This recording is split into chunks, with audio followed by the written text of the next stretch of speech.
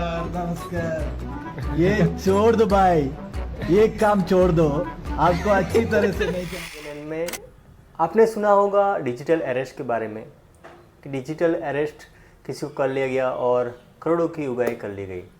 तो ये डिजिटल जो अरेस्ट है वो होता क्या है?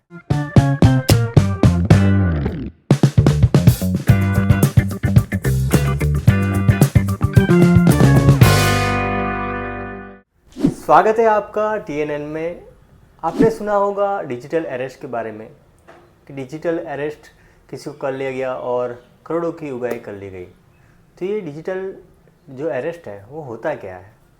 एक्चुअली डिजिटल अरेस्ट में इस तरह का होता है कि जो फ्रॉड इंसान है वो आपको कॉल करते हैं और आपको कॉल करके ये कहते हैं कि आपकी कोई कुरियर है या तो ऐसी कोई सामान है, आपने डिलीवर करते वक्त उसमें से अगर ड्रग्स मिल गया, ऐसा कुछ मिल गया, तो ऐसा कॉल आएगा कि आपका जो कुरियर था उसमें ड्रग्स था।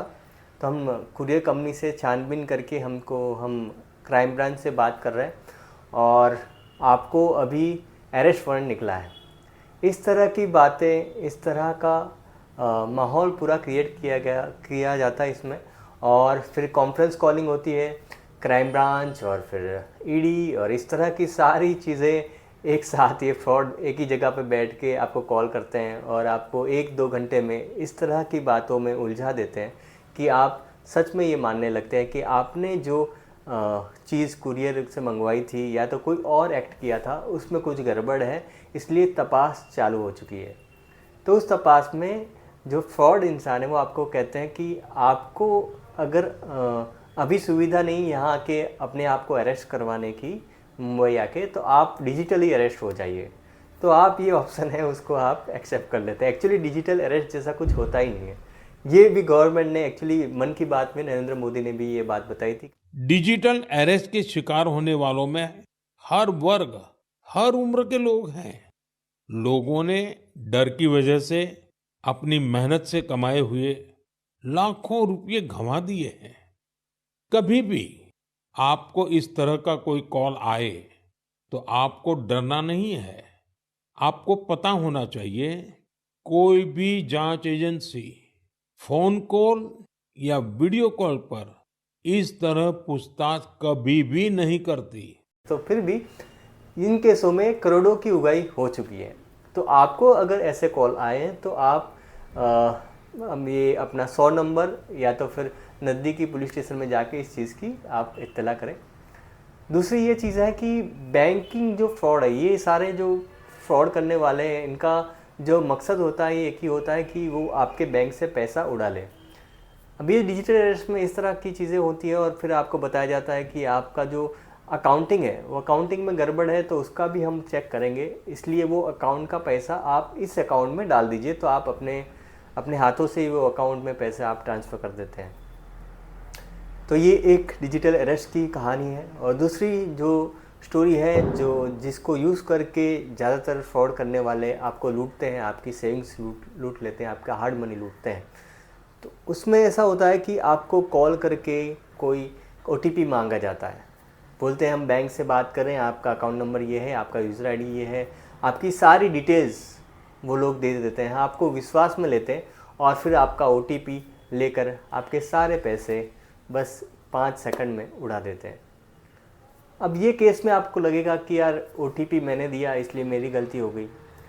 तो इस केस में आप जाते हैं बैंक पास, तो बैंक यूँ बोल रहा है कि आप FIR करवा दीजिए। आप पुलिस के पास जाते हैं, पुलिस छानबीन करती है।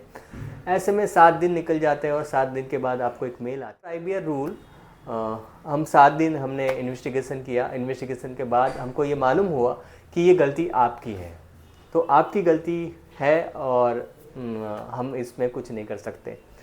सो ये RBI का रूल है, अगर आपने 7 दिन में कोई भी FIR कर दी डिजिटल फ्रॉड में, तो 7 दिन में पैसा वापस आ जाता है, 21 दिन का पैसा वापस आता है। एक्चुअली क्या हुआ कि इतने सारे फ्रॉड होने की वजह से RBI ने एक एक्ट बनाया है कि जिसकी गलती उसी को भुगतान करना है। तो ये जो लीगल टर्म है उसका बैंक काफ़ी यूज़ करते हैं, लेकिन आपको जो कॉल आया उसके बारे में जो सच्चाई है वो आप एक तरफ से देख रहे हैं कि आपकी गलती हुई है।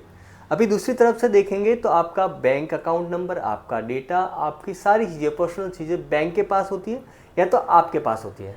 आपने तो उसको शेयर नहीं किया क्योंकि उसने ये बताया तभी तो आपने उसको अपना OTP दिया।